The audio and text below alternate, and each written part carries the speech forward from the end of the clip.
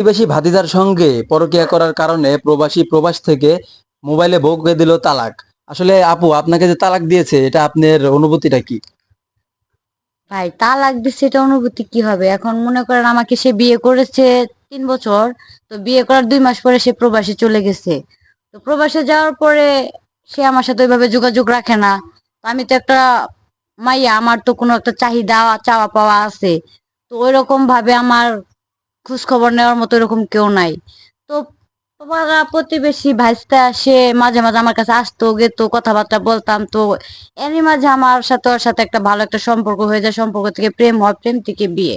তো আমার স্বামী আসেও না, খোঁজ খবরও নেয় না। যখন সে শুনছে যে আমি এই জায়গায় এইরকম একটা কাজ করছি, সে আমাকে তালাক দিয়ে দিছে।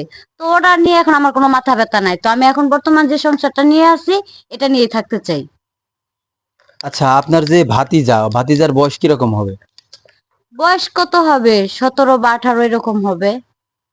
ও আচ্ছা, ওই দিক দিয়ে দেখতে গেলে তো সে আপনার অনেক ছোট। হ্যাঁ, ছোট।